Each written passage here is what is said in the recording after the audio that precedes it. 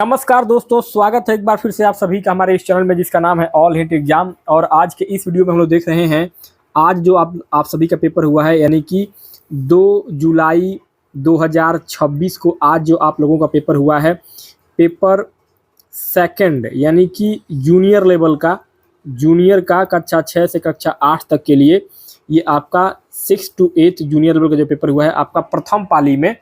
उस परीक्षा में जो सभी 150 क्वेश्चन पूछे गए हैं, उन सभी 150 क्वेश्चन को हम लोग इस वीडियो में उसका आंसर की देखेंगे और उसका एक्सप्लेनेशन भी देखेंगे, पूरा व्याख्यात्मक तरीके से सॉल्व करते हुए चलेंगे। क्योंकि आंसर की का वीडियो आपको यूट्यूब पे बहुत सारे लोगों ने आंसर की का वीडियो डाला है, लेकिन क्वेश्चन को एक्सप्लेन करके, व्याख्या करके नहीं समझाया है कि क्वेश्चन का आंसर क्यों सही हो रहा है।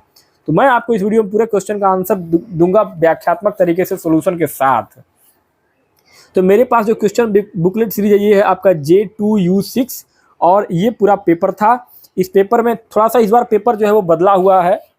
पेपर बदला इसलिए है क्योंकि इसमें जो है उर्दू और संस्कृत ये सब चीज़ें जो है, और मैथमेटिक्स और साइंस जो हमेशा आता था, तो ये उर्दू संस्कृत सेकेंड लैंग्वेज का जो पेपर होता था ना, वो अलग से मिलता था, लेकिन इस बार पूरा कंबाइन करके एक ही में दे दिया है। तो आपको 150 क्वेश्चन पूरे हल करने हैं। तो मैं इस वीडियो में आपको CDP बाल विकास मनोविज्ञान के 30 क्वेश्चन का पूरा डिटेल एक्सप्लेनेशन के साथ आंसर दूंगा। हिंदी का दूंगा, इंग्लिश का दूंगा, संस्कृत का दूंगा, उर्दू का मैं इसमें आपको आंसर नहीं दूंगा। और फिर आपका पार्ट 4 में मैथमेटिक्स और साइंस का आंसर दूंगा और सोशल साइंस का आंसर दूंगा। तो ये सभी क्वेश्चन आपको इस वीडियो में इसका डिटेल एक्सप्लेनेशन और आंसर की मैं आपको बताने वाला हूँ। तो वीडियो को शुरू से लेकर आखिर तक जरूर देखिएगा दोस्तों। चलिए स्टार्ट करते हैं। पेपर कुछ इस तरीके से आपका इस बार आया था। तो यहाँ पहले पार्ट में जैसा हमेशा आता है वैसा उस तरीके से इस बार भी आया है। बाल विकास एवं शिक्षण विधि, पहला क्वेश्चन पूछा गया है कि सीखने की सबसे अच्छी परिभाषा कौन सी है। तो हम लोग सीधे आंसर देखेंगे और उसका एक्सप्लेन करेंगे। ऑप्शन नंबर ए करेक्ट हो जाएगा, अनुभव के कारण व्यवहार में होने वाला अपेक्षाकृत अस्थायी परिवर्तन। क्योंकि देखिए, मनोविज्ञान में अधिगम सीखने को अभ्यास और अनुभव के परिणाम स्वरूप किसी व्यक्ति के व्यवहार में होने वाले अपेक्षाकृत अस्थायी परिवर्तन के रूप में परिभाषित किया जाता है। तो शारीरिक विकास या अस्थायी मनोदशा परिवर्तन को सीखना नहीं माना जाता है। तो ऑप्शन नंबर ए आपका यहाँ पे करेक्ट हो जाएगा। सेकंड है, यदि कोई किशोर कठिन कार्यों को करने से इनकार करता है तो यह दर्शा सकता है। तो यहाँ आपका राइट आंसर हो जाएगा ऑप्शन नंबर सी, असफलता का भय। क्योंकि किशोरावस्था में आत्मसम्मान बहुत महत्वपूर्ण होता है। कई बार किशोर कठिन कार्यों को इसलिए करने से मना कर देते हैं क्योंकि उन्हें विफलता का डर, फियर ऑफ फेलियर होता है, और वो दूसरों के सामने अपनी कमियां उजागर होने नहीं देते हैं। ठीक है, अगला थर्ड क्वेश्चन है, अनुकूलित शिक्षण अधिगम सामग्री TALM की आवश्यकता इसलिए है क्योंकि। तो यहाँ आपका ऑप्शन नंबर डी से हो जाएगा, शिक्षार्थियों की आवश्यकताएं भिन्न होती हैं। शिक्षार्थियों की आवश्यकताएं भिन्न होती हैं क्योंकि प्रत्येक कक्षा में व्यक्तिगत विभिन्नताएं पाई जाती हैं और हर बच्चे की सीखने की गति, शैली और आवश्यकता अलग अलग होती है। तो अनुकूलित शिक्षण अधिगम सामग्री TALM का उपयोग इन विविध जरूरतों को पूरा करने के लिए किया जाता है। आगे चौथा क्वेश्चन है, सुकरात की शिक्षण पद्धति मुख्य रूप से निम्नलिखित को बढ़ावा देती है। तो ये बढ़ावा देती है आपका प्रश्न पूछकर आलोचनात्मक चिंतन करना। क्योंकि सुकराती पद्धति संवाद और प्रश्न पूछने पर आधारित है। इसमें शिक्षक सीधे उत्तर देने के बजाय छात्रों से ऐसे प्रश्न पूछता है जो उन्हें तार्किक रूप से सोचने और आलोचनात्मक चिंतन करने के लिए प्रेरित करते हैं। तो ऑप्शन नंबर बी करेक्ट हो जाएगा। पांचवा कह रहा है कि आसान से कठिन की ओर बढ़ने पर जोर देने वाला शिक्षण सिद्धांत इसका समर्थन करता है। तो 5 नंबर के प्रश्न में आपका ऑप्शन नंबर सी से हो जाएगा, संज्ञानात्मक सहारा। क्योंकि शिक्षण में सरल से कठिन की ओर बढ़ना, इजी टू डिफिकल्ट, एक प्रकार का संज्ञानात्मक सहारा, कॉग्निटिव स्कैफोल्डिंग होता है।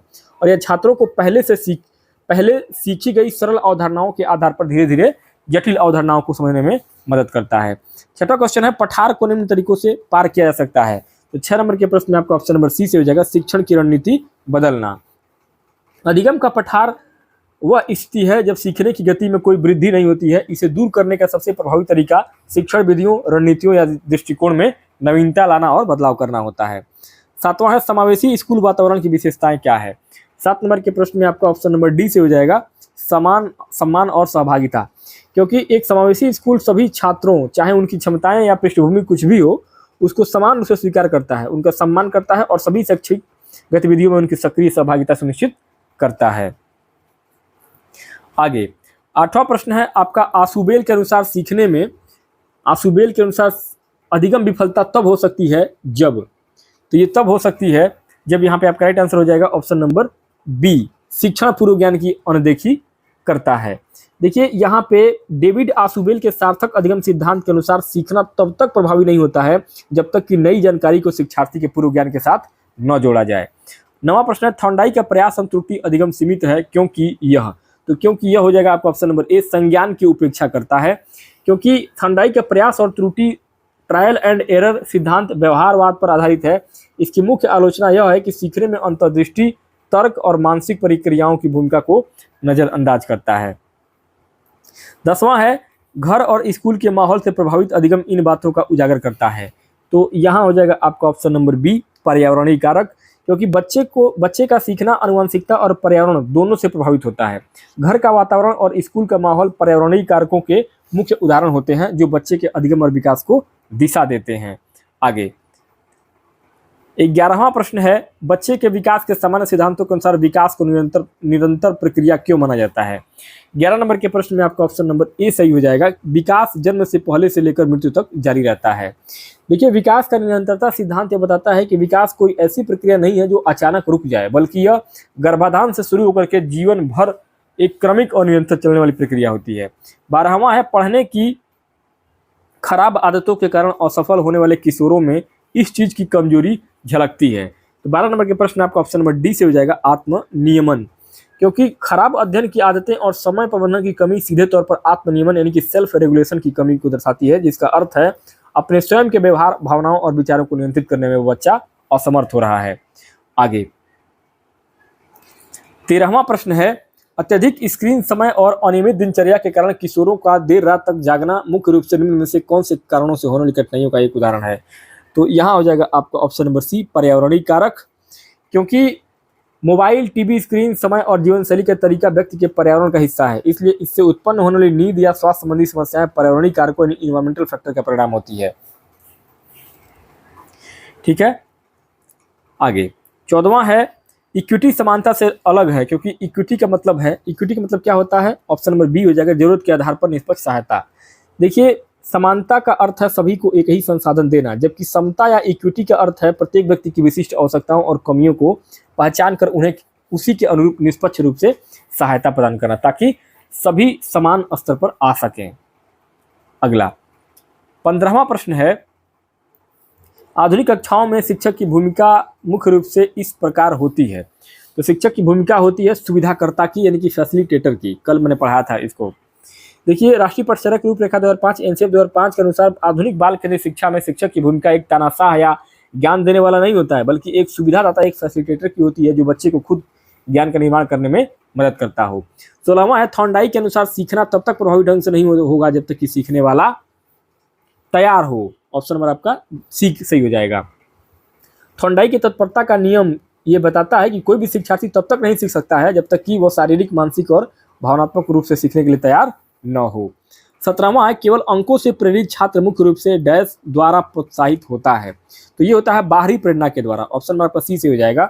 जब तक कोई छात्र ज्ञान प्राप्त करने के आनंद आंतरिक के बजाय केवल ग्रेड, अंक या पुरस्कार पाने के लिए पढ़ता है तो उसे बाह्य प्रेरणा कहते हैं, इसलिए आपका ऑप्शन नंबर आपका सी से हो जाएगा।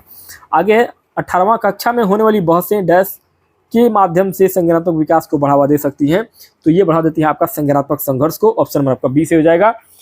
देखिए, जब छात्र कक्षा की बहस में दूसरों के अलग अलग विचार सुनते हैं तो उनके पहले के विचारों और नए विचारों के बीच एक असंतुलन या संघर्षात्मक संज्ञानात्मक संघर्ष पैदा होता है, और पियाजे के अनुसार यही संघर्ष नए ज्ञान और संज्ञानात्मक विकास को जन्म देता है।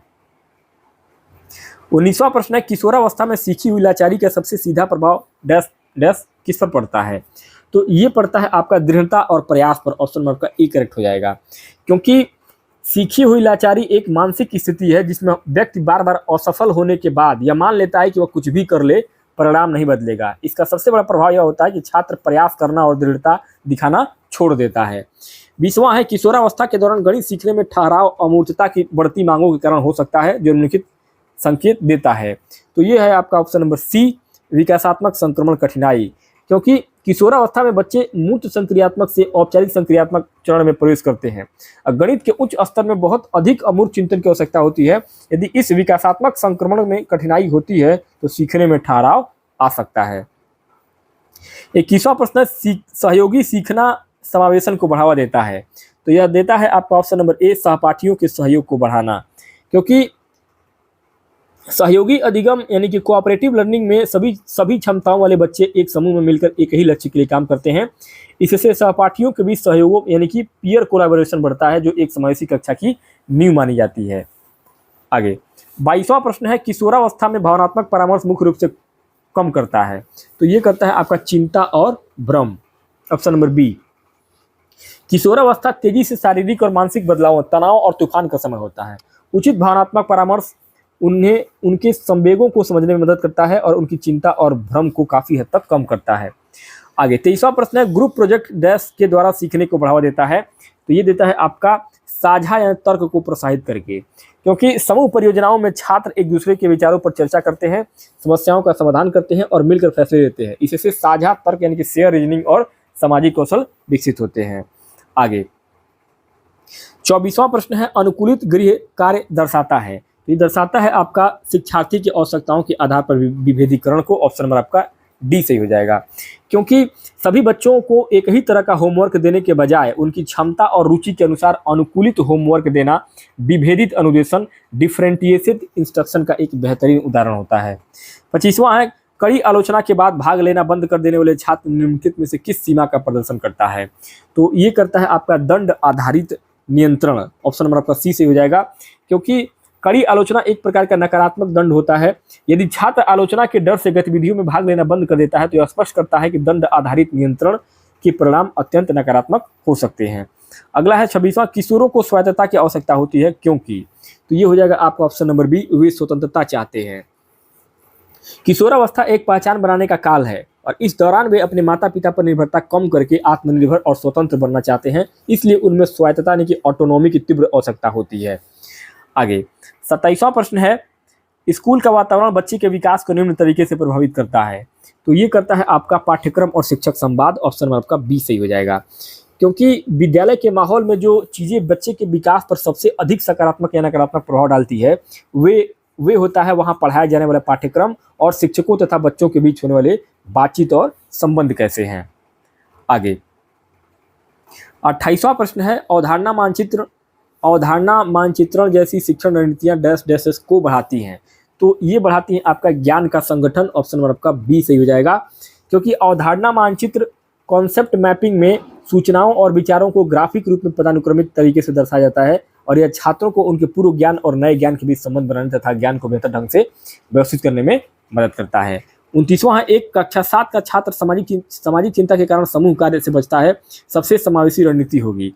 तो ये हो जाएगा आपका ऑप्शन नंबर डी, सहपाठियों के सहयोग से धीरे धीरे भागीदारी को बढ़ावा देना। क्योंकि सामाजिक चिंता वाले छात्र को कभी भी अचानक भीड़ में नहीं धकेलना चाहिए। समावेशी शिक्षक हमेशा इसके फोल्डिंग का उपयोग करेगा, अर्थात पहले छोटे समूह में और सहपाठियों के सहयोग से उसे धीरे धीरे गतिविधियों में शामिल करेगा। 30वां और आखिरी प्रश्न है आपका सीडीपी बाल विकास मनोविज्ञान में, अलग अलग समूहों के बीच टकराव के दौरान एक समावेशी सुविधाकार को इसे प्राथमिकता देनी चाहिए। तो ये हो जाएगा आपका ऑप्शन नंबर सी, शांत और सम्मानजनक चर्चाएं। क्योंकि कक्षा में विभिन्न विचारों वाले समूहों के बीच टकराव होना स्वाभाविक है। एक समावेशी शिक्षक सुविधादाता फैसिलिटेटर होता है जो दंड या निलंबन का सहारा लेने के बजाय दोनों पक्षों को बैठाकर शांत और सम्मानजनक तरीके से अपनी बात रखने के लिए प्रेरित करता है। ठीक है, अब दोस्तों बढ़ते हैं आगे पार्ट 2 यानी कि हिंदी लैंग्वेज की तरफ। लैंग्वेज फर्स्ट में पार्ट 2। 31वां प्रश्न है, दंत का तद्भव रूप क्या होगा। तो दंत का तद्भव रूप होगा यहाँ पे दांत, ऑप्शन नंबर आपका सी से हो जाएगा। दंत एक तत्सम संस्कृत का शब्द है, जबकि इसका प्राकृत या अपभ्रंश होते हुए हिंदी में आया है, तो इसका तद्भव रूप आपका दांत बन गया है। 32वां है, तरंग या तुरंग युग्म शब्दों का सही अर्थ चयनित कीजिए। तो 32 नंबर के प्रश्न आपका ऑप्शन नंबर डी से हो जाएगा, लहर और अश्व। क्योंकि यह श्रुति सम भिन्नात्मक शब्द है। तरंग का अर्थ होता है पानी की लहर, जबकि तुरंग का अर्थ होता है अश्व या घोड़ा। 33वां प्रश्न है, महल शब्द का विपरीतार्थ क्या होगा। झोपड़ी होता है, क्योंकि महल अमीरी और पक्के विशाल घर का प्रतीक है और इसका सबसे सटीक विलोम होता है विपरीतार्थक शब्द झोपड़ी। 34वां है, अनुस्वार युक्त मानक शब्द चुनिए। ये हो जाएगा आपका संगठन, ऑप्शन नंबर आपका डी से हो जाएगा। क्योंकि हिंदी वर्तनी के मानकीकरण के अनुसार संगठन शुद्ध शब्द है जिसमें 100 के ऊपर अनुस्वार यानी कि बिंदु लगा हुआ है। इसी का सही जगह से प्रयोग हुआ है। नेक्स्ट आगे 35वां प्रश्न है निम्नलिखित में से संबंध बोधक अव्यय को पहचानिए। तो ये हो जाएगा आपका की ओर, ऑप्शन नंबर आपका डी से हो जाएगा, क्योंकि की ओर एक संबंध बोधक अव्यय है। जैसे स्कूल की ओर जो संज्ञा या सर्वनाम के बाद आकर उसका संबंध वाक्य के अन्य शब्दों से बताता है।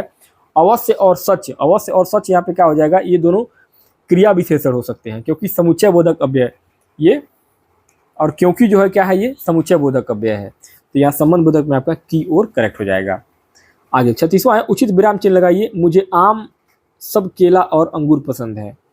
तो यहाँ 36 नंबर के प्रश्न में आपका राइट आंसर हो जाएगा ऑप्शन नंबर डी। मुझे आम के बाद डैश लगा है, सब केला और अंगूर पसंद है। ऑप्शन नंबर आपका डी से हो जाएगा, क्योंकि जब एक ही वाक्य में कई संज्ञाएं एक साथ आती हैं तो अंतिम वाले और को छोड़कर बाकी सभी के बीच अल्प विराम लगाया जाता है। यानी कि अंतिम वाला छोड़ देंगे, यानी अंगूर को छोड़ के बाकी आम, सब केला, सबके बीच में हम कॉमा लगाते हैं। आगे 37वां प्रश्न है कि घाट घाट का पानी पीने का अर्थ क्या होगा। तो इसका मतलब होता है काफ़ी अनुभव होना। ऑप्शन आपका बी से हो जाएगा। देखिए यह एक बहुत प्रचलित मुहावरा है जिसका प्रयोग उस व्यक्ति के लिए किया जाता है जिसने जीवन के विभिन्न क्षेत्रों में बहुत अधिक अनुभव प्राप्त कर लिया हो। 38वां है किला और किला युग्म शब्दों का सही अर्थ क्या होगा। इसका सही अर्थ होता है आपका ऑप्शन नंबर बी, दुर्ग, लोहे या अन्य धातु की बनी कील। क्योंकि यहाँ किला जो है ह्रस्व ई के साथ का अर्थ दुर्ग या गढ़ होता है, जबकि किला जो छोटी ई की मात्रा है इसका अर्थ होता है धातु या लकड़ी की बनी हुई कील या खूंटी। अगला है 39 दुष्चरित्र का सही समास विग्रह चुनिए। तो दुष्चरित्र का होता है बुरा है जिसका चरित्र। ऑप्शन नंबर आपका ए करेक्ट हो जाएगा। आगे 40वां प्रश्न है ये, चंद्रवदन का सही समास विग्रह रूप चयनित करिए। तो इसमें 40 नंबर के प्रश्न आपको हो जाएगा चंद्र के समान जिसका बदन है। ऑप्शन नंबर आपका बी, यानी बदन का अर्थ होता है मुख और चंद्रवदन मतलब कर्मधारय समास का उदाहरण है जहां मुख की तुलना चंद्रमा से की गई है।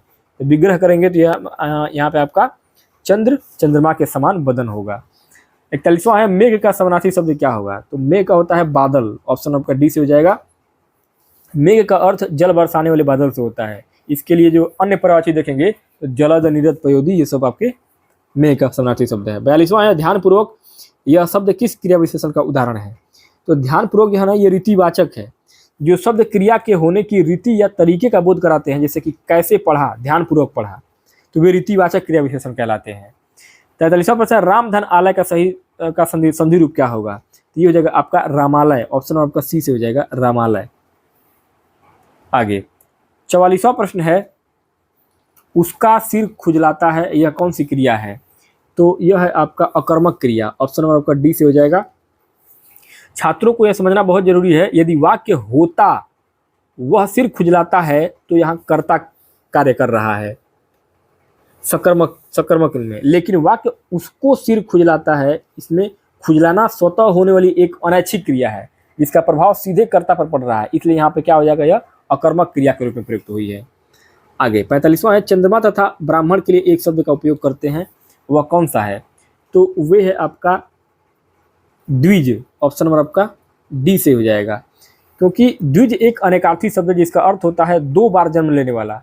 ब्राह्मण यानी उपनयन संस्कार के कारण चंद्रमा, पक्षी और दांत, इन सभी को द्विज कहा जाता है।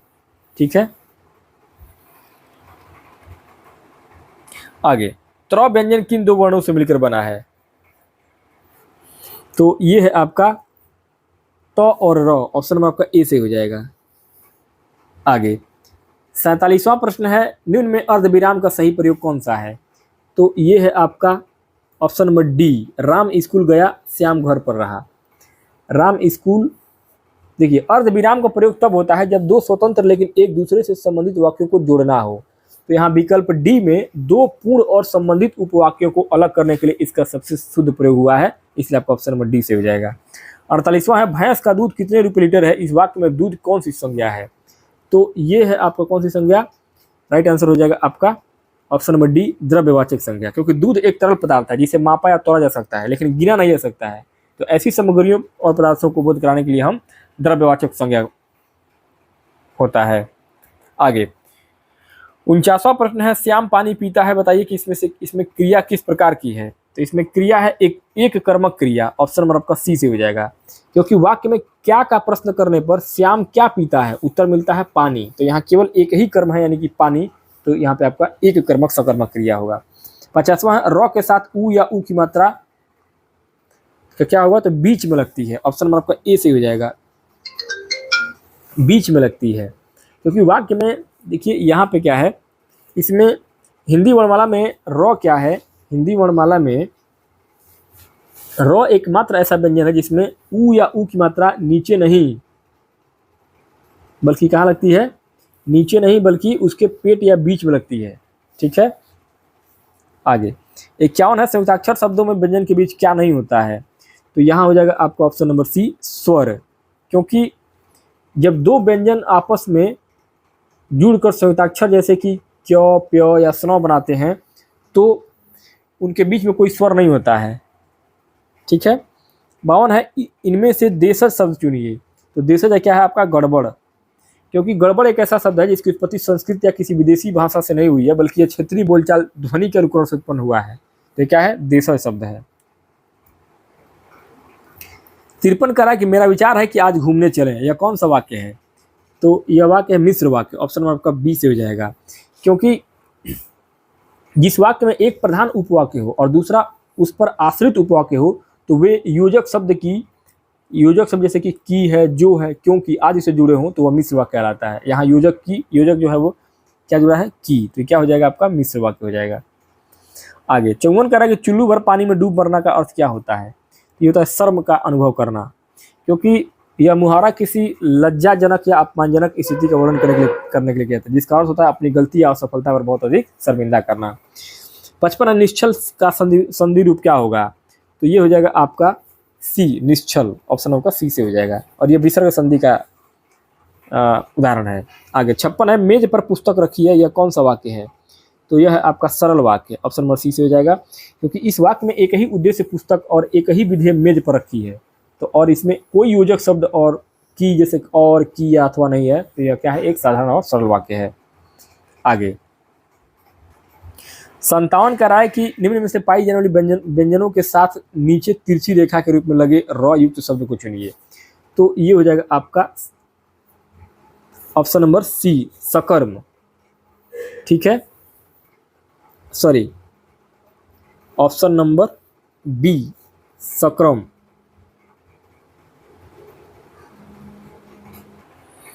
नेक्स्ट आगे क्वेश्चन नंबर 57 जो कह रहा था, इसमें आप करेक्ट आंसर हो जाएगा ऑप्शन नंबर बी, सक्रम। क्योंकि पाई वाले खड़ी लकीर वाले व्यंजनों जैसे कि क, प, ग में आदि में र नीचे एक तिरछी रेखा के रूप में लगता है। तो इस विकल्प में सक्रम जो है, ये सक्रम ऑप्शन नंबर बी, इसमें क के नीचे तिरछी रेखा यानी कि क्र का प्रयोग हुआ है। ठीक है, तो ये तिरछी रेखा जो है, तिरछी रेखा की बात कर रहा था, तो ये तिरछी रेखा है। तो ऑप्शन आपका बी यहाँ पे करेक्ट हो जाएगा। अब यहाँ 58 से 60 तक का जो क्वेश्चन होगा वो आपका इस गद्यांश से पूछा गया कि वास्तव में उत्तराखंड में जिसे एपड़ कहते हैं उसे ही राजस्थान में मंडवा, गुजरात में सतिया और महाराष्ट्र में रंगोली, बिहार में अरिपन, मध्य प्रदेश और उत्तर प्रदेश में चौक परना, दक्षिण भारत में कोलम के नाम से जाना जाता है। तो ये रंगोली चित्रकला सभी किसी विशेष मांगलिक अवसरों पर बनाए जाते हैं। ठीक है, तो ऐसा ये पूरा दिया गया था। और अब इस गद्यांश के ऊपर जो क्वेश्चन पूछा गया है 58 नंबर पे कि गद्यांश के अनुसार हिंदुस्तान के अंदर की ही हिंदुस्तानी कला को जानना किसके बराबर है। तो यहाँ पे हो जाएगा आपका ऑप्शन नंबर डी, आधी कहानी जानने के बराबर। क्योंकि गद्यांश में स्पष्ट रूप से उल्लेखित है कि वास्तव में हिंदुस्तान के अंदर की ही हिंदुस्तानी कला को जानना उसकी आधी ही कहानी जानने के बराबर है। अगला है 59, गद्यांश के अनुसार उत्तराखंड के एपड़ को उत्तर प्रदेश में किस नाम से जाना जाता है। तो ये जाना जाता है आपका चौक पूर्णा के नाम से। क्योंकि गद्यांश की पहली लाइन में ही बताया गया है कि उत्तराखंड के एपड़ को ही उत्तर प्रदेश और मध्य प्रदेश और उत्तर प्रदेश में चौक पूर्णा के नाम से जाना जाता है। 60 कह रहा है कि गद्यांश के अनुसार रिक्त स्थान की पूर्ति करिए। कलाओं का अद्भुत संसार हमारी संस्कृति की क्या है। तो ये है पहचान है। ऑप्शन नंबर आपका ए करेक्ट हो जाएगा। अब दोस्तों बढ़ते हैं आगे अंग्रेजी के लैंग्वेज सेकंड के रूप में अंग्रेजी इंग्लिश के क्वेश्चन नंबर 61 की तरफ। ये कह रहा था कि choose the word that belongs to the category of an abstract noun in the sentence. Her kindness impressed everyone. तो 61 में आपका राइट आंसर हो जाएगा ऑप्शन नंबर डी, काइंडनेस। क्योंकि अब्स्ट्रैक्ट नाउन भावाचक संज्ञा उन चीज़ों को दर्शाती है जिन्हें हम छू या देख नहीं सकते हैं, केवल महसूस कर सकते हैं, जैसे कि किसी का गुण या भाव या अवस्था। तो इस वाक्य में काइंडनेस क्या है, एक दयालुता यानी कि एक भावाचक संज्ञा है। 62 कह रहा है कि select the sentence containing a correctly use reciprocal pronoun. तो यहाँ आपका 62 में ऑप्शन नंबर बी से हो जाएगा, the two brothers blamed each other for the incident. देखिए यहाँ पे ईच अदर और वन अनदर परस्परवाचक सर्वनाम यानी कि रेसिप्रोकल प्रोनाउन कहलाते हैं। और ग्रामर के नियम के अनुसार ईच अदर का प्रयोग ठीक दो व्यक्तियों के लिए होता है, जो कि विकल्प बी में टू ब्रदर्स के साथ बिल्कुल सही तरीके से प्रयोग हुआ है। आगे 63 कह रहा है कि choose the sentence with N appropriate conjunction indicating purpose. तो 63 में आपका राइट आंसर हो जाएगा option number D, he studied hard despite he could qualify for the fellowship. क्योंकि यहाँ पे देखिए इंग्लिश ग्रामर में आपका सो दैट ताकि एक ऐसा कंजंक्शन है जो किसी कार्य के उद्देश्य यानी कि पर्पज को दर्शाता है, और वह कड़ी मेहनत करता है ताकि वह क्वालिफाई कर सके। तो यहाँ पे आपका ऑप्शन नंबर डी जो है वो करेक्ट आंसर हो जाएगा।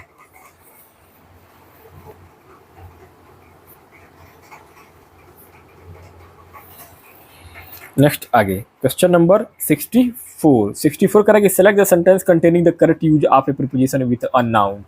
64 में आपका राइट आंसर हो जाएगा option number A, there is no exception to this regulation. देखिए इंग्लिश ग्रामर में एक्सेप्शन यानी एक्सेप्शन का मतलब होता है अपवाद। तो अपवाद शब्द के साथ हमेशा टू प्रीपोजिशन का प्रयोग किया जाता है, और एक्सेप्शन ऑफ या एक्सेप्शन अपान जो है ये बिल्कुल आपका गलत होगा। तो ऑप्शन नंबर आपका एक्सेप्शन 2 यहाँ पे करेक्ट हो जाएगा। 65 करेंगे choose the word correctly form from the root word of the fit the sentence, the manager objected to the dash disclosure of confidential record. तो 65 में आपका अनऑथोराइज ऑप्शन नंबर आपका सी से हो जाएगा, क्योंकि यहाँ डिस्क्लोजर नाउन की विशेषता बताने के लिए एक एडजेक्टिव की विशेषता, एक एडजेक्टिव विशेषण की आवश्यकता होती है। तो यहाँ गोपनीय रिकॉर्ड्स का अनाधिकृत प्रकटीकरण अर्थ को पूर्ण करता है, जिसके लिए सही शब्द आपका अनऑथोराइज होगा। आगे 66 कह रहा है select the option that is the closest antonym of the word abscond. तो यहाँ पे आपका एंटोनिम बताना है, तो ये हो जाएगा आपका डिसेंड। क्योंकि देखिए एस्केंड का अर्थ होता है ऊपर की ओर चढ़ना, जैसे कि सीढ़ियों पर चढ़ना, और इसका ठीक विलोम होता है एंटोनिम यानी कि डिसेंड यानी कि नीचे उतरना। आगे 67 कह रहा है select the sentence that correctly transform the given active voice into passive voice. अब आपको एक्टिव वॉइस से पैसिव वॉइस बदलना है। People believe that the scientist discover a rare element. ये हो जाएगा आपका option number D, the scientist is believe to have discovered a rare element. क्योंकि जब पीपल बिलीव दैट को पैसिव में बदलते हैं और बाद वाला क्लॉज पास्ट टेंस में होता है, तो पैसिव कंस्ट्रक्शन जो है वो is believe to have plus V3 यानी कि परफेक्ट इन्फिनिटिव से बनता है। ठीक है, तो ऑप्शन आपका डी से हो जाएगा। आगे 68 कह रहा है choose the option that correctly complete the sentence, the speaker's argument lack sufficient evidence and therefore failed to dash the audience. 68 में आपका ऑप्शन नंबर सी से हो जाएगा, परसुएड। देखिए इस वाक्य का अर्थ है कि स्पीकर दर्शकों को मनाने या राजी करने में विफल रहा है। इसके लिए सही स्पेलिंग क्या होगा, परसुएड। 69 कह रहा है कि select the option that is the closest synonym of the word laconic as use in the formal English usage. तो यहाँ 69 में आपका राइट आंसर हो जाएगा option number C, concise. Option number आपका सी। देखिए लैकोनिक का अर्थ होता है संक्षिप्त या कम शब्दों में बहुत कुछ कह देना। इसका सबसे करीबी समानार्थी होगा सिनोनिम कॉन्सिस। आगे 70 कह रहा है 70 choose the sentence in which the adjective and its degree are use without grammatical error. तो यहाँ पे हो जाएगा आपका option number D, this analytical report is superior to the previous publication. मतलब कि देखिए लैटिन एडजेक्टिव जो IOR होता है, IOR इस पर समाप्त होते हैं, जैसे कि सुपीरियर, इन्फेरियर, जूनियर, सीनियर, उनके साथ तुलना करने के लिए दैन का नहीं बल्कि टू का प्रयोग किया जाता है। तो यहाँ पर टू जो है वो करेक्ट आंसर हो जाएगा। आगे 71 कह रहा था कि identify the correctly punctuated sentence from the following options. तो 71 में आप करेक्ट आंसर हो जाएगा option number C, the speaker said that success require discipline perseverance and hard work. क्योंकि देखिए यहाँ पे जब एक ही श्रेणी के 3 या अधिक शब्दों जैसे कि डिसिप्लिन, परसिवरेंस और हार्ड वर्क, इन तीनों को हमको सूचीबद्ध किया जाता है तो उन्हें अलग करने के लिए अल्प विराम कॉमा का प्रयोग करते हैं। ठीक है, तो ऑप्शन में आपका सी से हो जाएगा। 72 कह रहा है कि which word is the closest synonym of audacious. Audacious का जो है वो क्लोजेस्ट सिनोनिम क्या होगा, तो ये होगा आपका बोल्ड। ऑप्शन नंबर आपका ए बोल्ड करेक्ट हो जाएगा, क्योंकि ऑडेसियस का अर्थ होता है साहसी, निडर या दुस्साहसी, और इसका सही समानार्थी शब्द होता है आपका बोल्ड। बोल्ड मतलब क्या होता है, साहसी, इसका मतलब ये होता है। 73 करेंगे select the option in which the complete subject has been identified correctly. Sentence many skilled artist from different region participated in the exhibition.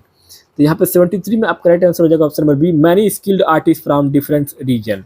क्योंकि यहाँ पे किसी वाक्य का देखिए, किसी वाक्य का कंप्लीट सब्जेक्ट, संपूर्ण उद्देश्य, वह पूरा हिस्सा होता है जिसके बारे में वाक्य में बात हो रही हो, जिसमें मुख्य नाउन और उसके सभी मीडिया फायर शामिल होते हैं। यहाँ पे वर्ब जो है पार्टिसिपेटेड से पहले का पूरा हिस्सा क्या है, सब्जेक्ट है। 74 करेगी select the word in which the silent letter does not belong to the same sound pattern as the others.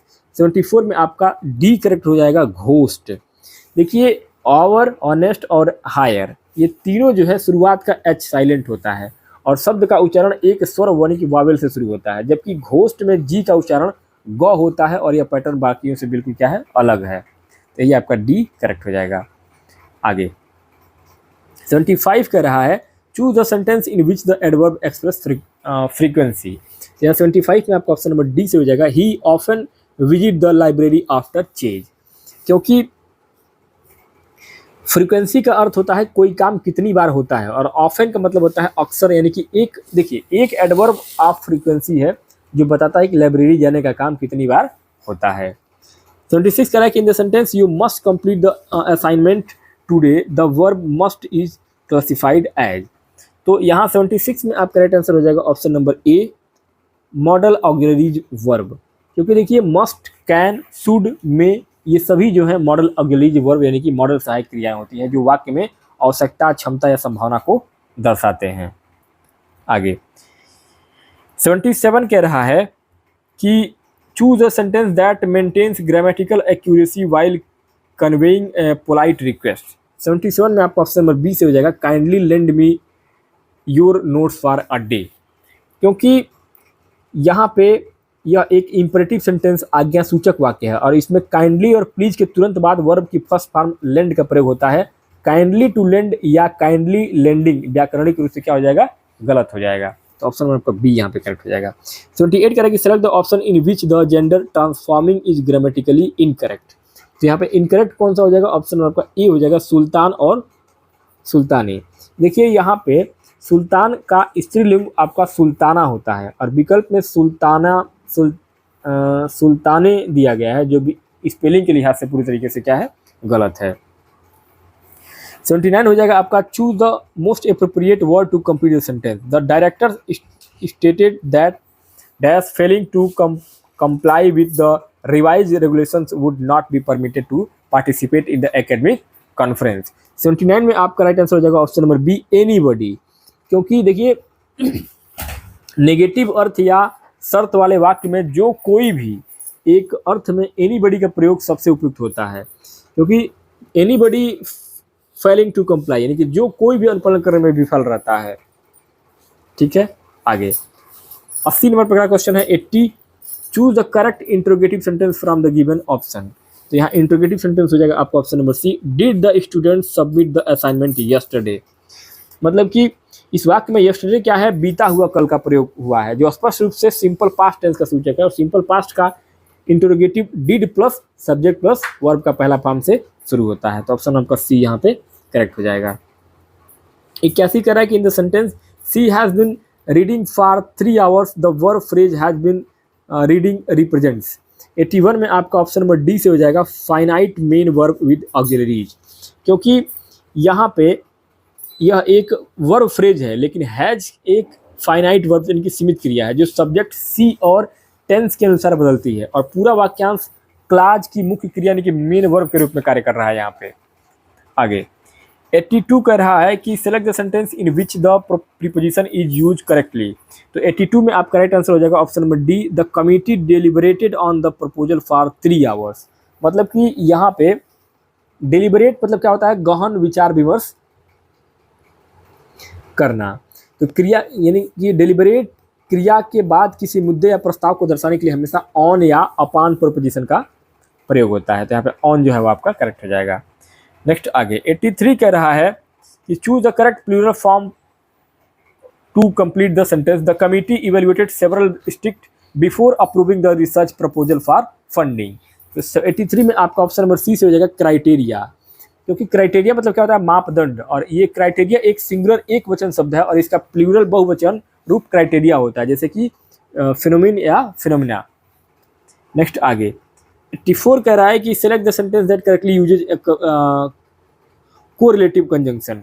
तो यहाँ 84 में आपका ऑप्शन नंबर ए करेक्ट हो जाएगा, neither the manager nor the employee were willing to compromise.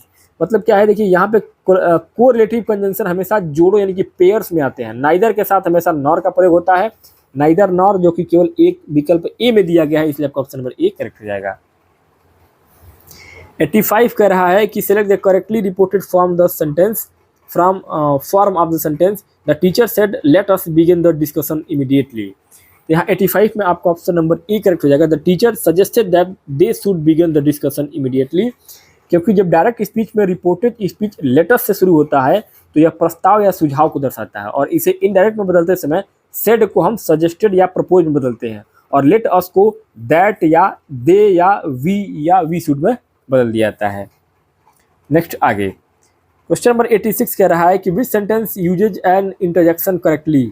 यहाँ 86 में आपका option number D से हो जाएगा, हुर्रा द टीम वोन। मतलब क्या है कि हुर्रा एक इंटरजेक्शन यानी कि विस्मयादिबोधक शब्द है जो अचानक उत्पन्न हुई खुशी को दर्शाता है, और इंटरजेक्शन के तुरंत बाद या वाक्य के अंत में विस्मयादिबोधक चिन्ह होता है, जैसे कि आपका लगा हुआ है। 87 कह रहा है कि choose the option in which the noun changes from a common noun to a proper noun. तो यहाँ हो जाएगा आपका option number C, river Ganga. क्योंकि देखिए रिवर मतलब रिवर क्या है, नदी, एक जातिवाचक संज्ञा कॉमन नाउन है, क्योंकि यह सभी नदियों का बोध कराती है, और गंगा क्या है, एक विशिष्ट नदी का नाम है, इसलिए क्या है, एक व्यक्तिवाचक संज्ञा यानी कि प्रॉपर नाउन है। आगे नेक्स्ट आगे आपका अब 88 कह रहा है कि read the passage and answer the question. There was a rich industrialist who was inclined toward living a spiritual life. Often his yearning for God was so strong that he would keep in silence with tear of love and longing. तो ये पूरा गद्यांश दिया गया था, passage दिया गया था, और इस पैसेज के ऊपर आपका 88 नंबर का क्वेश्चन पूछा गया कि according to the passage where was the industrialist when he had a mystical experience. तो यहाँ हो जाएगा आपका option number B, in his garden while meditating. मतलब क्या है कि in his garden while meditating, यहाँ गद्यांश में पैसेज में साफ साफ लिखा हुआ है कि one day when he was mediating in his garden he had mystical experience. यानी कि एक दिन जब वो अपने बगीचे में ध्यान कर रहा था तो उसको बहुत तरीके से अनुभव आए। 89 कह रहा है कि according to the passage what did the vision reveal about the journey the industrialist would undertake after his earthly life. तो यहाँ पे 89 में आपका ऑप्शन नंबर सी से हो जाएगा, he had embark on a second long and arduous journey. देखिए इस गद्यांश में बताया गया है कि विजन यानी कि स्वप्न या दृष्टि में उसने देखा कि अपनी सांसारिक यात्रा के बाद उसने एक दूसरी यात्रा शुरू की है जो कि बहुत लंबी, कठिन और थकाऊ थी। तो ऑप्शन नंबर आपका सी से हो जाएगा। 90 नंबर पे आखिरी क्वेश्चन है आपका इंग्लिश लैंग्वेज में सेकंड में, why did the industrialist often weep in silence according to the passage. तो 90 नंबर क्वेश्चन में आपका ऑप्शन नंबर डी से हो जाएगा, he longed for a god and felt love. देखिए पैसेज की शुरुआती लाइनों में ही इसका उत्तर दिया गया है कि ईश्वर के प्रति उसकी तड़प इतनी तीव्र थी कि वह प्रेम और लालसा के आंसुओं के साथ मौन में रोया करता था। ऑप्शन आपका डी यहाँ पे करेक्ट हो जाएगा। अब दोस्तों बढ़ेंगे हम लोग आगे संस्कृत की तरफ। जिनका भी लैंग्वेज सेकंड के रूप में जिन्होंने संस्कृत लिया था वो लोग अपना अब आंसर मिलाएंगे। हमने जो है इसीलिए इसमें लैंग्वेज सेकंड के रूप में इंग्लिश और संस्कृत दोनों को शामिल किया था, क्योंकि जो कुछ बच्चे जो है वो इंग्लिश लिए हैं और कुछ लोग जो है वो संस्कृत लिए थे, तो अब संस्कृत वाले जो है अपना मिला लेंगे। तो यहाँ पर 61 में पूछा गया था कि दीर्घाह रज्जु पद में विशेषण पद कौन सा है। तो यहाँ 61 में आपका राइट आंसर हो जाएगा ऑप्शन नंबर सी, दीर्घा। क्योंकि यहाँ रज्जु जो है रस्सी एक विशेष संज्ञा है और उसकी विशेषता बताई जा रही है कि वह दीर्घा यानी कि लंबी है, तो यहाँ पे दीर्घा विशेषण पद हो जाएगा सी। 62 कह रहा है कि जलम शब्द का प्राचीन शब्द चुनिए, तो 62 में आपका ऑप्शन नंबर डी से हो जाएगा तोयम। क्योंकि संस्कृत में तोयम, नीरम, वारी ये सब क्या है, जल पानी के प्रवाची हैं। ठीक है, आगे 63 कह रहा है कि तथा प्लस क्षणम में व्यंजन संधि के अनुसार कौन सा रूप उचित है, तो 63 में आपका ऑप्शन नंबर ए से हो जाएगा तत्क्षणम। क्योंकि यहाँ तो व्यंजन के बाद छत्री वाला छ यानी कि क प्लस सौ आया है, तो व्यंजन संधि के नियम के अनुसार यह बिना किसी बड़े विकार के आपस में जुड़ जाते हैं, तो यहाँ पे तत्क्षणम आपका ऑप्शन नंबर ए करेक्ट हो जाएगा। 64वां प्रश्न है कि लघु कार्यम के लिए कौन सा समस्त पद उचित है, तो यहाँ 64 में आपका राइट आंसर हो जाएगा ऑप्शन नंबर डी, लघु कार्य। लघु कार्य है लघु कार्यम। ठीक है, तो यह कर्मधारय समास का उदाहरण है। लघु च तथा कार्यम, समस्त पद बनने पर नपुंसक लिंग में यह लघु कार्यम आपका बनेगा। नेक्स्ट आगे 65, गुणेन संपन्न के लिए कौन सा समस्त पद उचित है, तो ये हो जाएगा आपका ऑप्शन नंबर सी, गुण संपन्नम। क्योंकि यह तृतीया तत्पुरुष समास है और इसका विग्रह गुणेन संपन्न यानी गुणों से संपन्न होता है, तो यहाँ समास होने पर विभक्ति का लोप होकर गुण संपन्न बनेगा। नेक्स्ट आगे 66 कह रहा है कि प्रवेश शब्द में प्रयुक्त उपसर्ग कौन सा है, तो ये हो जाएगा आपका प्र, ऑप्शन नंबर ए से हो जाएगा। क्योंकि प्रवेश शब्द विष धातु में प्र उपसर्ग और गह प्रत्यय लगने से बना है, तो इसमें आपका ऑप्शन नंबर ए जो है प्र आपका करेक्ट हो जाएगा। नेक्स्ट आगे क्वेश्चन नंबर 67 कह रहा है कि परिवर्तते शब्द में प्रयुक्त उपसर्ग कौन सा है, तो ये हो जाएगा आपका परि, ऑप्शन नंबर आपका बी से हो जाएगा परि। क्योंकि परिवर्तते मतलब क्या होता है, बदलता है, इसमें वृत्त धातु से पहले परि उपसर्ग का प्रयोग किया गया है। 68 कह रहा है कि कर्मकारेण यंत्र चाल्यते वाक्य में कौन सा वाच्य प्रयुक्त है, तो 68 में आपका हो जाएगा कर्मवाच्य, ऑप्शन नंबर आपका सी से हो जाएगा। क्योंकि इस वाक्य में कर्ता कर्म कार्य तृतीया विभक्ति में है और कर्म यानी कि यंत्र यानी प्रथमा विभक्ति में है, तो क्रिया यानी कि चल्यते जो है कर्म के अनुसार आत्मनेपदी रूप में है, तो यह संस्कृत में कर्मवाच्य यानी कि पैसिव वॉइस का स्पष्ट नियम है। 68। नेक्स्ट दोस्तों आगे क्वेश्चन नंबर 68 कह रहा था कि कर्म कार्य यंत्र चल्यते, इसमें आपका कर्म ऑप्शन नंबर सी से हो जाएगा कर्मवाच्य। ठीक है, 69 कहता है कि व्याधः पुनः पश्यति वाक्य में अव्यय पद कौन सा है, तो 69 में आपका हो जाएगा ऑप्शन नंबर डी पुनः। क्योंकि अव्यय वे शब्द होते हैं जिनके रूप लिंग वचन या कारक के कारण नहीं बदलते, इस वाक्य में पुनः जो है वो फिर से एक अव्यय पद है। 70 कह रहा है कि पथिकः शब्द का षष्ठी एक वचन रूप क्या होगा, तो ये हो जाएगा आपका पथिकस्य, ऑप्शन नंबर आपका बी से हो जाएगा पथिकस्य। 71 कह रहा है कि जनः सभाया हस्यते वाक्य में कौन सा वाच्य प्रयुक्त है, तो ये है आपका भाववाच्यम, ऑप्शन आपका डी से हो जाएगा। क्योंकि हंस यानी हंसना एक अकर्मक धातु है और अकर्मक धातुओं के साथ जब कर्ता तृतीया विभक्ति जनय में हो और क्रिया हमेशा प्रथम पुरुष एक वचन हस्यते में हो तो वहाँ भाववाच्य होता है। 72 कह रहा है कि नेत्राणी शब्द किस वचन का रूप है, तो नेत्राणी जो है बहुवचनम है, ऑप्शन आपका सी से हो जाएगा। क्योंकि नेत्र एक अकारांत नपुंसक लिंग शब्द है, इसके रूप फल की तरह चलते हैं। नेत्रम क्या है, एक वचन, नेत्रे द्विवचन और नेत्राणी बहुवचन। आगे 73 रसेन पूनम के लिए कौन सा समस्त पद, एक सेकंड थोड़ा और ऊपर कर दें, हाँ 73 कह रहा है कि रसेन पूनम के लिए कौन सा समस्त पद उचित है, तो ये हो जाएगा आपका रस पूनम, ऑप्शन नंबर आपका सी से हो जाएगा। क्योंकि यह तृतीया तत्पुरुष समास का उदाहरण है। रसेन यानी कि रस से, पूनम मतलब कि भरा हुआ, मिलकर समस्त पद बनेगा रस पूनम। 74 कह रहा है कि प्र धन लिख धातु में लिप प्रत्यय लगाने पर कौन सा रूप उचित है, तो ये है आपका प्रलिख्य, ऑप्शन आपका डी से हो जाएगा। क्योंकि संस्कृत में जब धातु से पहले कोई उपसर्ग जैसे कि प्र लगा हो तो कत्वा प्रत्यय के स्थान पर लप्य प्रत्यय का प्रयोग होता है, तो लप का केवल य शेष रहता है, इसलिए आपका प्रलिख्य हो जाएगा। यानी कि प्रलिख्य मतलब क्या होता है, लिख कर। 75 कह रहा है कि ऊपरी शब्द का विलोम शब्द चुनिए, तो ऊपरी का विलोम क्या होगा, अधः, ऑप्शन आपका सी से हो जाएगा अधः। क्योंकि ऊपरी एक अव्यय है जिसका अर्थ है ऊपर और इसका सटीक विलोम होता है शब्द अधः, अधः होता है जिसका अर्थ होता है नीचे। 76 कह रहा है कि वंदनम कमलम इव शोभते वाक्य में कौन सा अलंकार है, तो ये हो जाएगा आपका उपमा अलंकार, ऑप्शन नंबर आपका डी, क्योंकि वाक्य का अर्थ है मुख कमल के समान सुशोभित हो रहा है। जहाँ इव सम समान जैसे शब्दों का प्रयोग करके किसी की तुलना यानी उपमा किसी अन्य श्रेष्ठ वस्तु से की जाती है तो वहाँ पे उपमा अलंकार होता है। आगे 77 कह रहा है कि क्रीडकः मित्राय कंदुक यच्छति वाक्य में मित्राय किस कारक का उदाहरण है। तो ये हो जाएगा आपका ऑप्शन नंबर बी संप्रदानम, ऑप्शन नंबर बी संप्रदानम। देखिए दानार्थे चतुर्थी सूत्र के अनुसार जिसे कोई वस्तु दी जाती है यच्छति अर्थात देता है उसमें संप्रदान कारक चतुर्थी विभक्ति होता है। यहाँ मित्र को गेंद दी जा रही है अतः क्या है मित्राय संप्रदान कारक होगा। 78 करिष्यति रूप किस लकार से संबद्ध है। तो ये हो जाएगा आपका लिट लकार, ऑप्शन नंबर का ए से हो जाएगा, क्योंकि संस्कृत में भविष्य काल यानी फ्यूचर टेंस को दर्शाने के लिए लिट लकार का प्रयोग किया जाता है। और करिष्यति यानी कि वह करेगा, और क्री धातु का लिट लकार क्या होता है प्रथम पुरुष एक वचन का रूप है क्री। 79 कह रहा है कि राजकुमार हस्तेन द्वारा उद्यंठति वाक्य में हस्तेन किस कारक का उदाहरण है।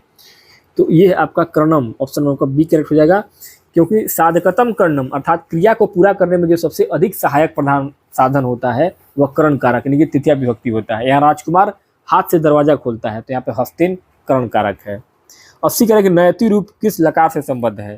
तो यह आपका लट लकार, ऑप्शन नंबर आपका सी से हो जाएगा लट लकार, क्योंकि लट लकार का प्रयोग वर्तमान काल प्रेजेंट टेंस के लिए होता है। नी का मतलब क्या होता है ले जाना, ठीक है। तो धातु का लट लकार प्रथम पुरुष एक वचन का रूप नयति ले जाता होता है। 81 करें कि भू धातु में कत प्रत्यय लगने पर कौन सा धातु बनेगा। तो ये बनेगा आपका भूतम, ऑप्शन आपका सी से हो जाएगा, क्योंकि कत तो प्रत्यय भूतकाल के अर्थ में प्रयोग होता है। तो भू धातु में कत लगने पर पुल्लिंग में भूतः, स्त्रीलिंग में भूता और नपुंसक लिंग में भूतक लिंग ये बनता है भूतम, ऑप्शन आपका सी से हो जाएगा। 82 करें कि ऐसा रूप का लिंग और वचन बताइए। तो ये हो जाएगा आपका सी पुल्लिंग एक वचन, क्योंकि एतद यह एतद मतलब बताए यह, और सर्वनाम शब्द का पुल्लिंग रूप में चलता है एकह, एकह एक वचन, एतौ द्विवचन और एते बहुवचन होता है। तो यहाँ एकह जो है क्या है पुल्लिंग है, एक वचन है। आगे 83 कह रहा है कि यशः प्लस गानम में विसर्ग संधि के अनुसार कौन सा रूप उचित है। तो ये हो जाएगा आपका यशो गानम, ऑप्शन आपका सी से हो जाएगा, क्योंकि विसर्ग संधि के उक्त नियम के अनुसार यदि विसर्ग से पहले अ हो और उसके बाद कोई घोष वर्ण जैसे कि वर्गों का तीसरा अक्षर ग आए तो विसर्ग का ओ हो जाता है। तो यहाँ पे यशो अधन गानम बराबर क्या हो जाएगा यशो गानम। 84 करें उच्चय शब्द का विलोम शब्द चुनिए। तो उच्चय का विलोम होगा नीचे है, ऑप्शन आपका ए करेक्ट हो जाएगा। 85 है कि सहसा मेघ गर्जति गगने वाक्य में अव्यय पद कौन सा है। तो ये हो जाएगा आपका सहसा, ऑप्शन आपका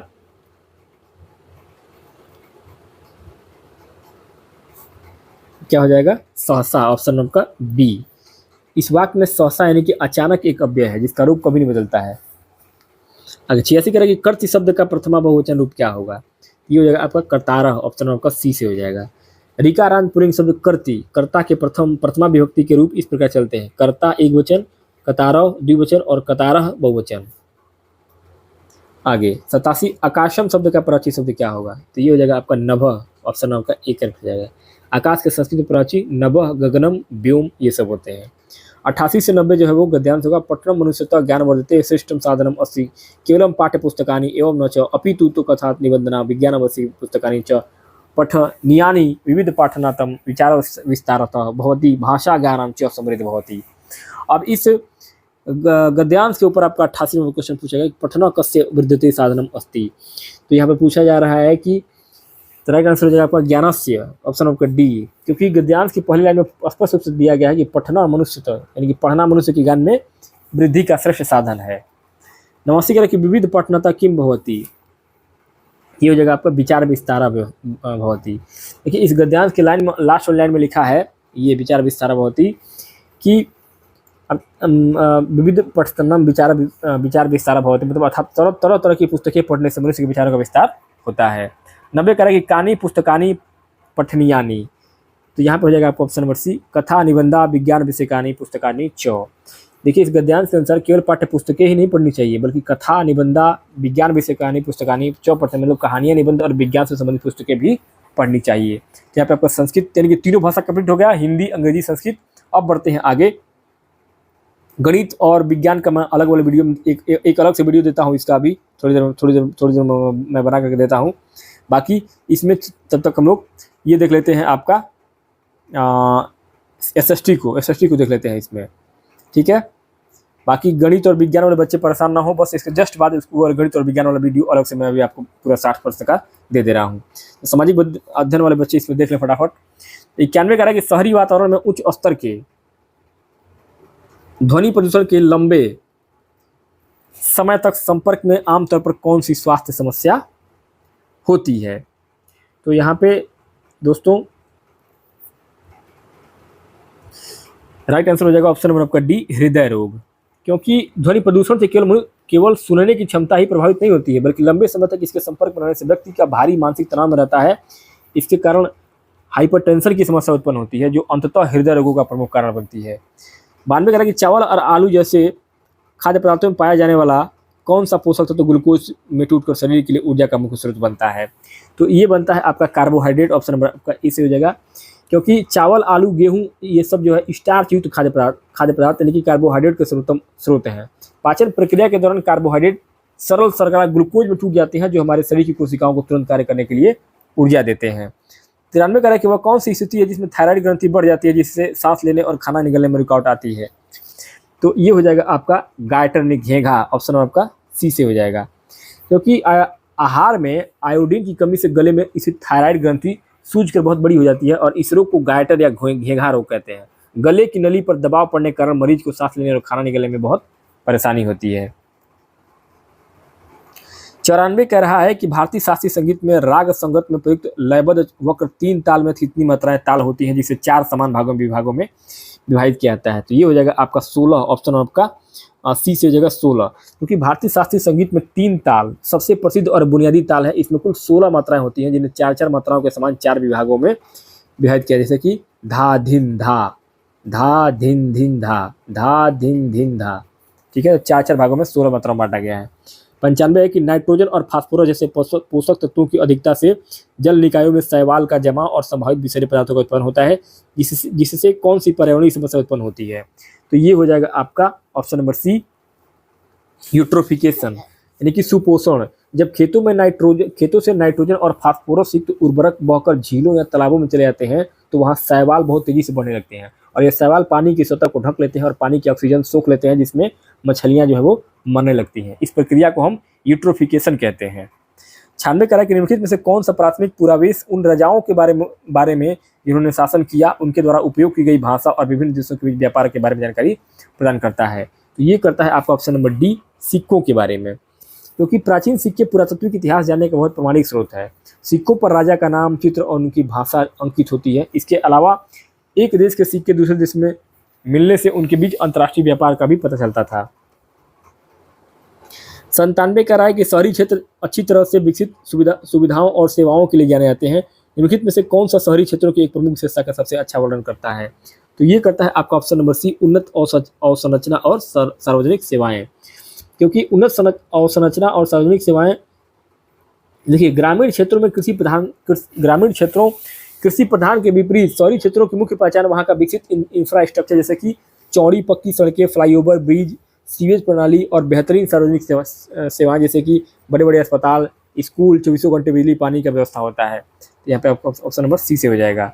आगे 98 कह रहा है कि सिंकहोल और भूमिगत गुफाएं किस प्रकार की भू आकृतियों के विशिष्ट उदाहरण है। तो ये है आपका ऑप्शन नंबर ए, क्रास्ट भू आकृतियाँ।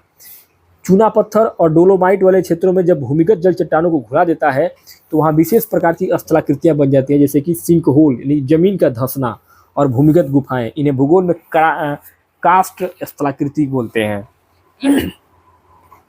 99 कह रहा है कि भारतीय संविधान के अनुच्छेद 19(1) के तहत भाषण और अभिव्यक्ति की स्वतंत्रता की विशेष रूप से रक्षा करने वाला कौन सा मौलिक अधिकार दर्ज किया गया है। तो ये है आपका ऑप्शन नंबर ए, स्वतंत्रता का अधिकार, ऑप्शन नंबर ए। भारतीय संविधान के भाग 3 में अनुच्छेद 19 से लेकर 22 तक स्वतंत्रता का अधिकार, राइट टू फ्रीडम लिखा गया है, और इसी के अंतर्गत 19(1) में भारत के सभी नागरिकों को वाक और अभिव्यक्ति की स्वतंत्रता दी गई है। 100 कह रहा है कि यदि अक्षांश रेखाओं को 1 डिग्री के अंतराल पर खींचा जाए, तो दोनों गोलार्धों में भूमध्य रेखा सहित लेकिन ध्रुवों को छोड़कर अक्षांश रेखाओं वृत्तों के रूप में खींची गई कुल संख्या कितनी होगी। तो ये हो जाएगा आपका 179, ऑप्शन आपका डी से हो जाएगा। ठीक है। 101 कह रहा है कि किस प्रकार की जलवायु जिसमें तापमान न तो बहुत गर्म हो और न ही बहुत ठंडा फूलों की खेती के लिए सबसे उपयुक्त है। तो ये है आपका ऑप्शन नंबर बी, समशीतोष्ण जलवायु। क्योंकि समशीतोष्ण मतलब सम धन शीत धन उष्ण शब्द का अर्थ होता है जहाँ न तो बहुत अधिक ठंड हो और न ही बहुत अधिक गर्मी। ऐसी सौम्य जलवायु फूलों जैसे गुलाब, ट्यूलिप और फलों की व्यावसायिक खेती के लिए दुनिया भर में सबसे आदर्श मानी जाती है। 102 का कौन सा संसाधन वितरण पैटर्न भारत के खनिज भूगोल को सही ढंग से दर्शाता है। तो ये दर्शाता है आपका ऑप्शन नंबर बी, कोयले के प्रमुख भंडार पूर्वी राज्यों में स्थित हैं। क्योंकि कोयले के प्रमुख भंडार अगर बात करेंगे तो भारत में गोंडवाना काल का कोयला सबसे अधिक पाया जाता है और देश के प्रमुख कोयला भंडार मुख्य रूप से भारत के पूर्वी राज्यों जैसे कि झारखंड, उड़ीसा, छत्तीसगढ़ और पश्चिम बंगाल में केंद्रित है। आगे 103 कह रहा है कि वैक्यूम पैकेजिंग के एक डैश वातावरण बनाकर नाशवान खाद्य पदार्थों की सेल्फ लाइफ को बढ़ाती है। तो 103 में हो जाएगा आपका ऑप्शन नंबर बी, ऑक्सीजन रहित वातावरण। देखिए वैक्यूम पैकेजिंग मशीन पैकेट के अंदर मौजूद पूरी हवा मुख्य रूप से ऑक्सीजन को चूस कर बाहर निकाल देती है और उसे सील कर देती है। चूंकि खाद्य पदार्थों को सड़ाने वाले बैक्टीरिया और फंगस को जीवित रहने के लिए ऑक्सीजन चाहिए, इसलिए ऑक्सीजन रहित माहौल में खाना लंबे समय तक ताज़ा रहता है। 104 कह रहा है कि प्राथमिक चिकित्सा से मुख्य रूप से क्या तात्पर्य है। तो इसका मतलब होता है आपका चिकित्सा पेशेवर के आने से पूर्व तत्काल अल्पकालिक उपचार। प्राथमिक चिकित्सा फर्स्ट एड का शाब्दिक अर्थ वह पहली और त्वरित सहायता है जो किसी डॉक्टर पेशेवर के पहुंचने या मरीज को अस्पताल ले जाने से पहले दी जाती है ताकि उसकी जान बचाई जा सके और इसी स्थिति को बिगड़ने से रोकी जा सके। आगे 105 कह रहा है कि मौर्य साम्राज्य के शासन की विशेषता किस प्रकार की प्रशासनिक प्रणाली थी। तो ये था आपका केंद्रीकृत प्रशासन, ऑप्शन नंबर आपका ए करेक्ट हो जाएगा। मौर्य सम्राट चंद्रगुप्त और अशोक की प्रशासनिक व्यवस्था दुनिया की सबसे मजबूत केंद्रीकृत प्रणालियों में से एक था। इसमें राज्य की सारी सैन्य और आर्थिक और न्यायिक शक्तियां राजा यानी केंद्र के हाथों में निहित होती थी। 106 कह रहा है कि शारीरिक शिक्षा की वह उपशाखा जो दिव्यांग छात्रों को शारीरिक शिक्षा प्रदान करने पर केंद्रित होती है उसे क्या कहता है। तो उसको कहा जाता है अनुकूलित शारीरिक शिक्षा, ऑप्शन नंबर आपका बी। देखिए शारीरिक और मानसिक रूप से अक्षम दिव्यांग बच्चों के लिए सामान्य खेलों और व्यायामों को उनकी विशेष आवश्यकताओं और सीमाओं के अनुसार मॉडिफाई यानी कि बदलाव किया जाता है और शिक्षा की इस शाखा को अनुकूलित या एडेप्टेड फिजिकल एजुकेशन कहते हैं। 107 कह रहा है कि स्वयं राजते इति स्वरः की अवधारणा के अनुसार भारतीय शास्त्रीय संगीत में किस स्थिति में किसी ध्वनि को स्वर माना जाता है। ये माना जाता है आपका ऑप्शन नंबर सी, जब वो एक स्थिर और मधुर स्वर उत्पन्न करती है जो स्वतंत्र रूप से बने रहने में सक्षम हो। देखिए महर्षि पतंजलि और भरत मुनि के अनुसार स्वयं राजते इति स्वरः का अर्थ है कि वह मधुर ध्वनि जो किसी अन्य पर निर्भर न होकर स्वतः ही सुशोभित हो, स्वतंत्र रूप से आनंदित करे और श्रोता के मन को आकर्षित करे, वही सच्चा स्वर होता है। 108 कह रहा है कि खेलों में प्रदर्शन को गलत तरीके से बेहतर बनाने और प्रतिस्पर्धियों पर बढ़त हासिल करने के लिए प्रतिबंधित पदार्थों या तरीकों के उपयोग को क्या कहा जाता है। तो इसको कहा जाता है डोपिंग, ऑप्शन नंबर आपका डी डोपिंग। जब कोई खिलाड़ी अपनी ताकत, स्टेमिना और फुर्ती को कृत्रिम रूप से बढ़ाने के लिए विश्व डोपिंग रोधी एजेंसी वाडा द्वारा प्रतिबंधित दवाओं जैसे कि स्टेरॉयड का सेवन करता है तो खेल जगत में इस अनुचित तरीकों को डोपिंग कहा जाता है। 109 कह रहा है कि खेल पोषण की कौन सी अवधारणा एथलेटिक प्रदर्शन को अधिकतम करने और पुनर्प्राप्ति में तेजी लाने के लिए प्रशिक्षण सत्रों से पहले, दौरान और बाद में रणनीतिक रूप से विशिष्ट पोषक तत्वों का सेवन करने से संबंधित है। तो ये है आपका ऑप्शन नंबर ए, पोषक तत्वों का समय निर्धारण। देखिए खिलाड़ियों की डाइट में केवल यह महत्वपूर्ण नहीं होता है कि वे क्या खा रहे हैं, बल्कि यह भी बहुत जरूरी है कि वे उसे कब खा रहे हैं। जैसे कि वर्कआउट से ठीक पहले कार्ब्स और बाद में प्रोटीन। इस विशेष रणनीति को न्यूट्रिएंट्स टाइमिंग कहा जाता है। 110 कह रहा है कौन सी संरक्षण विधि फलों से नमी हटाकर उनकी सेल्फ लाइफ को काफ़ी बढ़ा देती है। तो ये होता है आपका ऑप्शन नंबर सी, शुष्कन। क्योंकि ड्राइंग जो है फलों या सब्जियों को धूप में या मशीनों के द्वारा सुखाना खाद्य संरक्षण की सबसे पुरानी विधि है। नमी खत्म हो जाने से खाद्य पदार्थ में सड़न पैदा करने वाले सूक्ष्मजीव पनप नहीं पाते हैं, जैसे कि अंगूर से किशमिश। अंगूर जल्दी सड़ जाएगा लेकिन किशमिश थोड़ा लंबे समय तक रहेगा। आगे 111 का गंभीर रूप से जलने की स्थिति में प्राथमिक उपचार के दौरान अंगूठियां, घड़ियां या तंग कपड़े जल्दी क्यों उतार देने चाहिए। तो ये है आपका ऑप्शन नंबर बी, ऊतकों की सूजन के कारण होने वाली रुकावटों को रोकने के लिए। देखिए जब शरीर का कोई हिस्सा जलता है तो त्वचा के नीचे के ऊतक में तुरंत सूजन आना शुरू हो जाता है। यदि अंगूठी या तंग कपड़े नहीं उतारे गए तो सूजन के कारण वे बहुत कस जाएंगे, जिससे खून का प्रवाह रुक जाएगा और अंगों को भारी नुकसान होगा।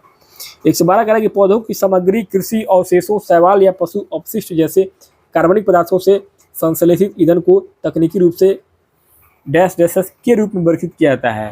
तो ये क्या आता है आपका ऑप्शन नंबर डी, जैव ईंधन के रूप में। देखिए पेट्रोल डीजल जैसे जीवाश्म ईंधन के विपरीत जो ईंधन आधुनिक जैविक स्रोतों जैसे कि गन्ने से इथेनॉल, पौधों जानवरों के कचरे से बायोगैस से तैयार किया जाता है, तो उसे पर्यावरण के अनुकूल जैव ईंधन बायोफ्यूल कहा जाता है। 113 कह रहा है कि आधुनिक ओलंपिक आंदोलन में 1900 के पेरिस ओलंपिक खेलों को ऐतिहासिक रूप से महत्वपूर्ण क्यों माना जाता है? ये माना जाता है आपका ऑप्शन नंबर डी, आधुनिक ओलंपिक खेलों में महिलाओं की पहली भागीदारी, क्योंकि 1896 में एथेंस में हुए पहले आधुनिक ओलंपिक में महिलाओं ने हिस्सा नहीं लिया था। वर्ष 1900 में फ्रांस पेरिस में आयोजित दूसरे ओलंपिक खेलों का सबसे बड़ा ऐतिहासिक महत्व यही है कि इसमें पहली बार महिलाओं को भाग लेने की अनुमति मिली थी। 114 कह रहा है कि फूलों, सुगंध और सुंदरता के लिए पार्कों और सड़कों के किनारे पौधे उगाने का प्राथमिक उद्देश्य क्या है? ये उद्देश्य है आपका ऑप्शन नंबर बी, सौंदर्य संबंधी उद्देश्य। देखिए सौंदर्य संबंधी उद्देश्य पार्कों, सड़कों के डिवाइडर और चौराहों पर जब फूल वाले सजावटी उगाए जाते हैं तो उनका उद्देश्य वहाँ से ईंधन या सब्जी प्राप्त करना नहीं होता है, बल्कि उस स्थान की सुंदरता बढ़ाना और आंखों को सुकून देना होता है। आगे 115, 30 इंच के कदम का उपयोग करके स्थिर स्थिति से मार्च शुरू करने के लिए किस ड्रिल कमांड का उपयोग किया जाता है? तो ये किया जाता है आपका option number B, forward march. क्योंकि देखिए सेना, पुलिस और एनसीसी की ड्रिल परेड में जब कैडेट्स सावधान स्थिर अवस्था में खड़े होते हैं तो उन्हें आगे की ओर 30 इंच का मानक कदम बढ़ाते हुए चलने के लिए फॉरवर्ड मार्च यानी आगे बढ़ने का कमांड दिया जाता है। 116 कह रहा है कि बीज के अंकुरण और पौधे के विकास के लिए निम्नलिखित में से कौन सी परिस्थितियां आवश्यक हैं? तो ये है आपका ए, नमी, उपयुक्त तापमान और ऑक्सीजन। क्योंकि एक सूखे को अंकुरित होने के लिए 3 चीज़ों की सख्त जरूरत है, मिट्टी से पानी, सांस लेने के लिए हवा और एक उपयुक्त तापमान।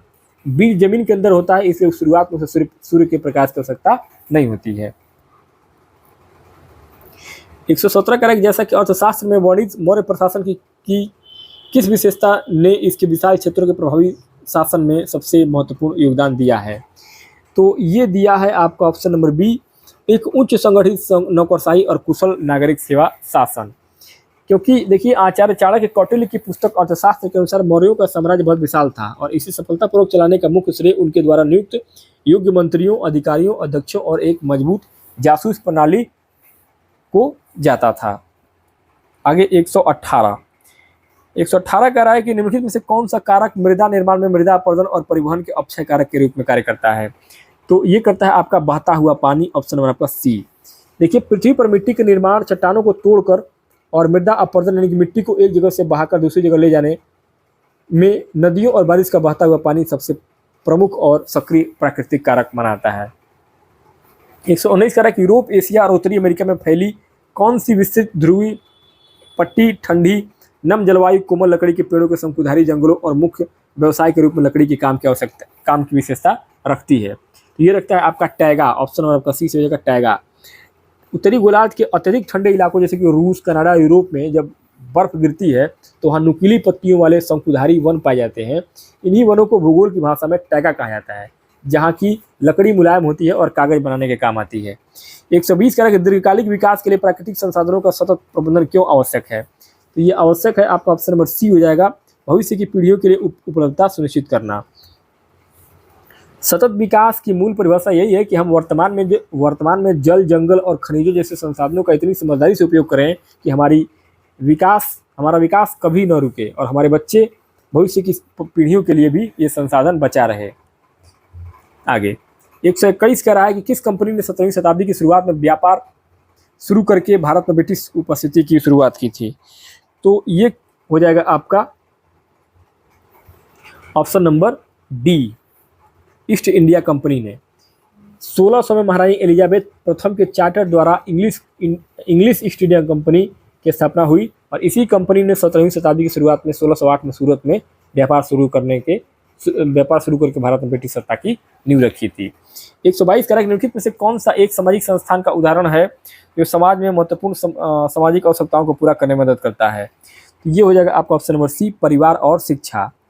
क्योंकि समाजशास्त्र में सामाजिक संस्थान, सोशल इंस्टीट्यूशन वे व्यवस्थाएं हैं जो समाज को संगठित रखती हैं, और फैमिली समाज की सबसे छोटी और मूलभूत इकाई है। और शिक्षा, एजुकेशन समाज में ज्ञान और मूल्यों को अगली पीढ़ी तक पहुंचाने वाला मुख्य संस्थान है। 123 कह रहा है कि निम्नलिखित में से कौन सी एक व्याख्यात्मक शिक्षा विधि है जिसमें शिक्षक केंद्रित कक्षा में शिक्षक सीधे अवधारणाओं की व्याख्या करता है। तो यह है आपका व्याख्यान विधि, ऑप्शन नंबर आपका सी। व्याख्यान विधि लेक्चर मेथड एक पारंपरिक और शिक्षक केंद्रित टीचर सेंटर विधि है। इसमें शिक्षक मंच पर खड़े होकर सीधे विषय को समझाता है और छात्र श्रोता बन करके उसको चुपचाप सुनता है। 124 कह रहा है कि स्कूल के बगीचे में सब्जियां लगाने से पहले पोषक तत्वों की उचित उपलब्धता सुनिश्चित करने के लिए निम्नलिखित में से कौन सा एक महत्वपूर्ण कदम है। तो ये हो जाएगा आपका ऑप्शन नंबर बी, मिट्टी के पीएच का परीक्षण और उसे तैयार करना। क्योंकि मिट्टी के पीएच का परीक्षण और उसे तैयार करना, पौधे अपना भोजन मिट्टी से प्राप्त करते हैं, और यदि मिट्टी बहुत अधिक अम्लीय या क्षारीय होगी तो पौधे पोषक तत्वों का ग्रहण नहीं कर पाएंगे। इसलिए बीज बोने से पहले मिट्टी के पीएच की जांच करना सबसे अनिवार्य मनोवैज्ञानिक कदम मनाता है। 125 कह रहा है कि कौन सा मौलिक अधिकार किसी नागरिक को अपने किसी अन्य मौलिक अधिकार के उल्लंघन की स्थिति में न्याय के लिए न्यायालय जाने का कानूनी अधिकार देता है। तो ये देता है आपका 125 संवैधानिक उपचारों का अधिकार। भारतीय संविधान के अनुच्छेद 32 के अनुसार संवैधानिक उपचारों का अधिकार, राइट टू कॉन्स्टिट्यूशनल रेमेडीज, नागरिकों को यह शक्ति देता है कि यदि उनके किसी मौलिक अधिकार का हनन होता है तो वे सीधे सर्वोच्च न्यायालय जा सकते हैं। इसलिए इसको संविधान का हृदय का आत्मा कहा जाता है। आगे 126 कह रहा है कि भारत में ताम्र युग को डैश संस्कृति के नाम से भी जाना जाता है, संस्कृति के नाम से भी जाना जाता है। तो ये है आपका ताम्रपाषाण युग, ऑप्शन आपका डी से हो जाएगा।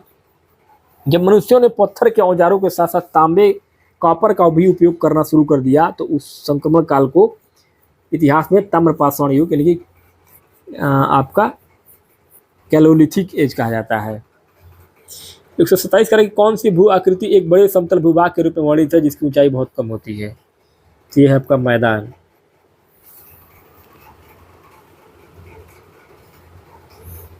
भूगोल में मैदान उस विस्तृत और समतल भूभाग को कहा जाता है जिसका ढलान बहुत कम होता है और समुद्र तल से जिसकी ऊंचाई अपेक्षाकृत बहुत कम होती है, जैसे कि गंगा का मैदान। 128 करें कि राइट हेयरपिन बेंड दर्शाने वाला एक चेतावनी यातायात चिन्ह आगे आने वाले निम्नलिखित में से सड़क के किस ज्यामिति को इंगित करता है। ये करता है आपका आगे दाईं ओर मुड़ता हुआ एक तीखा लगभग 180 डिग्री का यू आकार का मोड़। देखिए, पहाड़ों पर ड्राइविंग के दौरान हेयरपिन बेंड बालों में लगने वाली पिन जैसी मोड़ का साइन बोर्ड या चेतावनी देता है कि आगे सड़क बहुत ही तीखे यू आकार में है, लगभग 180 डिग्री पर घुमावदार है। राइट का मतलब है कि यह मोड़ दाईं ओर मुड़ रहा है। ठीक है, आगे 129 कह रहा है कि व्यायाम और स्ट्रेचिंग करने से पहले 5-10 मिनट का वार्म अप करना क्यों जरूरी है। तो ये है इसलिए क्योंकि आपका ऑप्शन नंबर ए, मांसपेशियों में रक्त और ऑक्सीजन का प्रवाह बढ़ाने के लिए। कोई भी भारी खेल या व्यायाम शुरू करने से पहले वार्म अप करने से हृदय की धड़कन धीरे धीरे बढ़ती है, इससे मांसपेशियों तक रक्त और ऑक्सीजन का प्रवाह तेज हो जाता है जिससे उनके फटने या चोट लगने का खतरा कम हो जाता है। देखिए 130 करें, कढ़ाई में सुई काम के दौरान कपड़े को कसकर रखने और सिलाई करते समय उसे सिकुड़ने से बचाने के लिए किस औजार का उपयोग किया जाता है। इसको कहा जाता है कढ़ाई हूंप, ऑप्शन नंबर आपका बी। कढ़ाई करते समय कपड़ों को चारों तरफ से तान कर और कस कर रखने के लिए लकड़ी या प्लास्टिक के 2 गोल छल्लों का उपयोग किया जाता है जिसे हूप या फ्रेम कहते हैं। 131 कह रहा है कि निम्नलिखित में से कौन सा कार्य मुख्य रूप से ब्लॉक विकास अधिकारी बीडीओ द्वारा किया जाता है। तो ये किया जाता है आपका बी, ग्रामीण विकास कार्यक्रमों का पर्यवेक्षण और निगरानी। बीडीओ ब्लॉक डेवलपमेंट ऑफिसर विकास खंड का स्तर का सबसे बड़ा अधिकारी होता है और इसका मुख्य कार्य राज्य और केंद्र सरकार द्वारा चलाई जा रही ग्रामीण विकास योजनाओं जैसे कि मनरेगा, आवास योजना को अपने क्षेत्र में लागू करवाना और उनकी निगरानी करना होता है। 132 कह रहा है कि किस प्रकार की विकलांगता किसी व्यक्ति की देखने की क्षमता को प्रभावित करती है जिसमें अंधापन या कमजोर दृष्टि जैसी स्थितियां शामिल होती हैं।